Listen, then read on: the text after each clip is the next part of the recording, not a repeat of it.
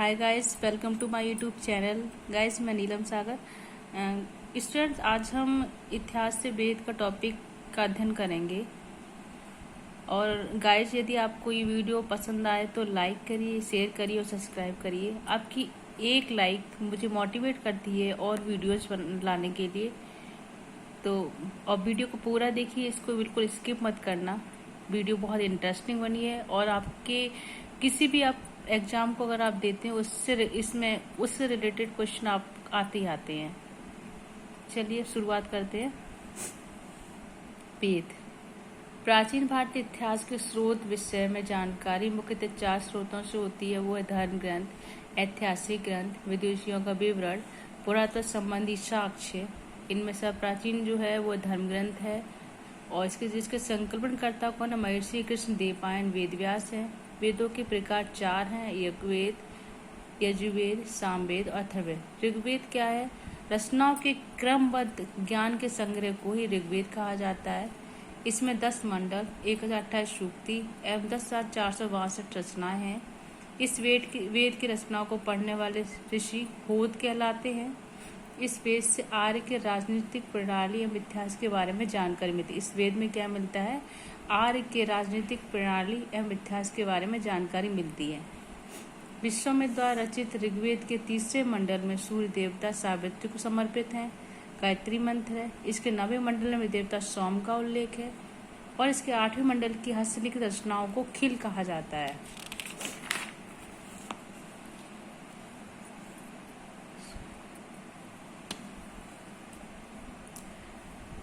चातुर्वर्ण्य समाज की कल्पना का आदि स्रोत ऋग्वेद के 10वें मंडल में वर्णित पुरुष सूक्ति है। इसके अनुसार 4 वर्ण हैं: ब्राह्मण, क्षत्रिय, वैश्य तथा शूद्र। आदि पुरुष ब्राह्मण के क्रमशः मुख, भुजाओं और जघाओं चरणों से उत्पन्न हुए हैं। वामनावतार के 3 पंखों के अध्ययन का प्राचीनतम स्रोत ऋग्वेद है। जो वामनावतार के 3 पंख है इसके बारे में ऋग्वेद में दे रखा है। ऋग्वेद में इंद्र के लिए 250, अग्नि के लिए 200 रचनाओं की रचना की गई है। अब है यजुर्वेद। 7 स्वर पाठ के लिए मंत्रों तथा बलि का समय अनुपालन के लिए नियमों का संकलन यजुर्वेद कहलाता है। यह एक ऐसा वेद है जो गद्य एवं पद्य दोनों में है। यजुर्वेद। आगे है सामवेद। यह गाई जाने वाली रचनाओं का संकलन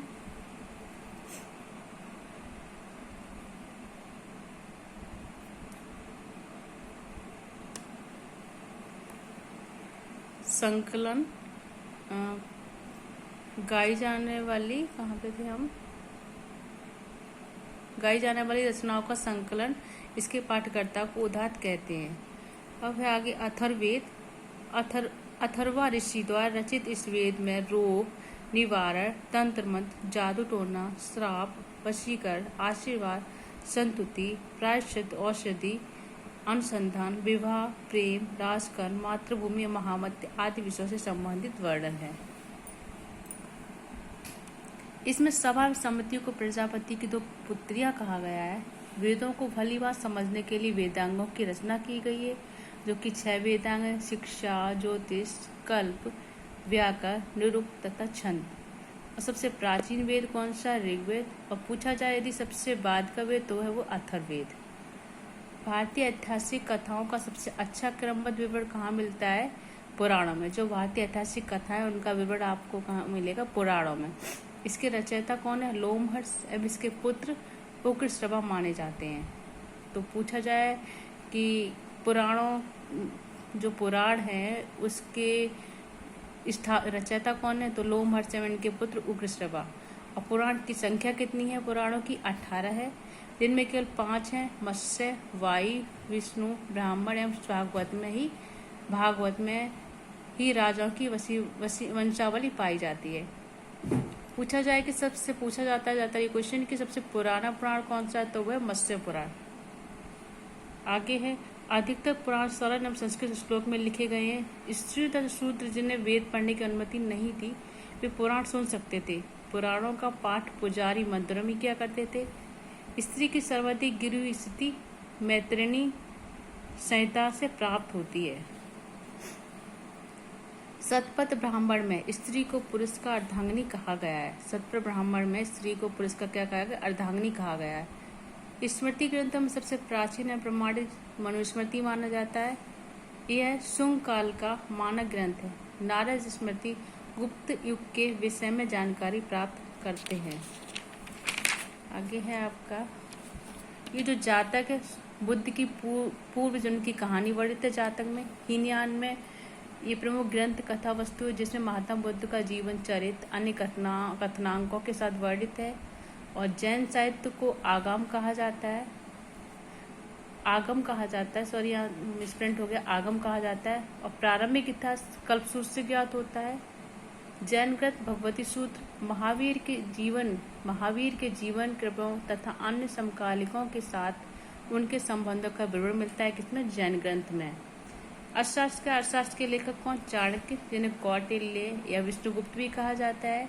यह 15 अधिकरणों एवं 180 प्रकरणों में विभाजित हैं। इसमें मौर्यकालीन इतिहास की जानकारी है।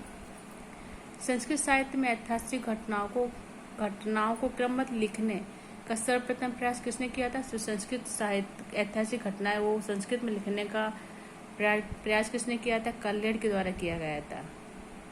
इनकी जो पुस्तक थी वो रजत रांगड़ी, इसमें कश्मीर का इतिहास के बारे में वर्णन है।